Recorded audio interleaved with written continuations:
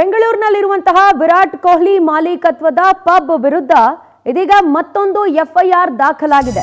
ಬೆಂಗಳೂರಿನ ಕಸ್ತೂರ್ಬಾ ರಸ್ತೆಯಲ್ಲಿರುವಂತಹ 18 ಕಮ್ಯೂನ್ ಹೆಸರಿನ ಪಬ್ ಇದಾಗಿದ್ದು ವಿರಾಟ್ ಕೊಹ್ಲಿ ಅವರ ಒಡೆತನದ್ದಿದು.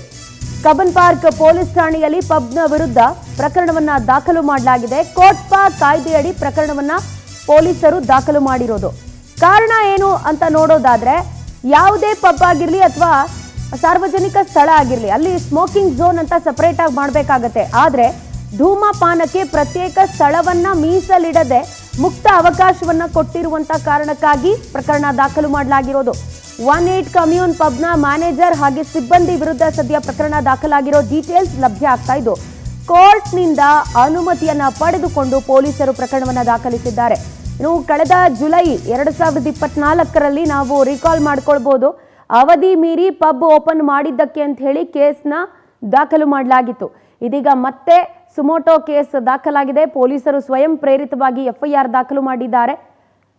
ಕಾರಣ ಏನು ಅಂತ ಹೇಳಿದ್ರೆ, ಇಲ್ಲಿ ಸ್ಮೋಕಿಂಗ್ ಝೋನ್ ಅನ್ನ ಮಾಡದೆ ಇಡೀ ಪಬ್ನ ತುಂಬಾ ಮುಕ್ತವಾಗಿ ಸಿಗರೇಟ್ ಅನ್ನ ಸೇದೋದಕ್ಕೆ ಅವಕಾಶವನ್ನ ಕೊಟ್ಟಿರುವಂತಹ ಹಿನ್ನೆಲೆ ಕೇಸ್ ದಾಖಲು ಮಾಡಲಾಗಿದೆ. ಎಫ್ಐಆರ್ ಕಾಪಿಯನ್ನ ನಾವು ನೋಡ್ತಾ ಇದೀವಿ. ಕೋಟ್ಪಾ ಕಾಯ್ದೆಯಡಿ ಅಂದ್ರೆ ಸಿಗರೇಟ್ ಮತ್ತೆ ಟೊಬ್ಯಾಕೋ ಪ್ರಾಡಕ್ಟ್ಸ್ ನ ಪ್ರಾಹಿಬಿಟ್ ಮಾಡುವಂತಹ ಒಂದು ಕಾಯ್ದೆ ಇದಾಗುತ್ತೆ.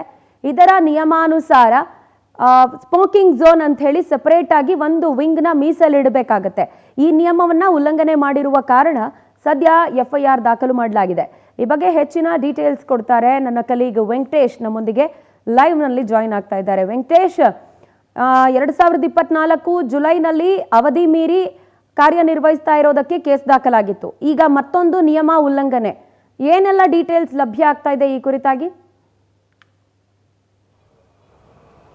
ಪ್ರಜ್ವಲ, ಕಳೆದ ವರ್ಷ ಕೂಡ ಏನು ಅವಧಿ ಮೀರಿ ಪಬ್ ಒಂದು ಕಾರ್ಯಾಚರಣೆಯನ್ನು ಮಾಡ್ತಾ ಇತ್ತು. ಆ ಸಂದರ್ಭದಲ್ಲಿ ಕೂಡ ಪೊಲೀಸರಿಗೆ ಬಂದ ಮಾಹಿತಿ ಆಧಾರದ ಮೇಲೆ ಹೋಗಿ ದೂರನ್ನು ಕೂಡ ದಾಖಲಿಸಿಕೊಂಡಿದ್ರು. ಈಗ ಅದೇ ಒಂದು ಪಬ್ ಅಂದರೆ ವಿರಾಟ್ ಕೊಹ್ಲಿ ಮಾಲೀಕತ್ವದ 18 ಕಮ್ಯೂನ್ ಏನಿದೆ, ಈ ಒಂದು ಹೋಟೆಲ್ನಲ್ಲಿ ಪ್ರತ್ಯೇಕವಾದಂಥ ಒಂದು ಸ್ಮೋಕಿಂಗ್ ಝೋನನ್ನು ಮಾಡಬೇಕಾಗಿತ್ತು. ಅದನ್ನು ನಿಗದಿಪಡಿಸದೆ ಸಾರ್ವಜನಿಕ ಅಂದರೆ ಅಲ್ಲಿ ಬರುವಂತಹ ಗ್ರಾಹಕರಿಗೆ ಎಲ್ರಿಗೂ ಕೂಡ ತೊಂದರೆ ಆಗೋ ರೀತಿಯಲ್ಲಿ ಇಲ್ಲಿ ಸ್ಮೋಕ್ ಮಾಡ್ತಾ ಇದ್ದಾರೆ ಅಂತ ಹೇಳಿ ಒಂದು ಮಾಹಿತಿ ಬರುತ್ತೆ.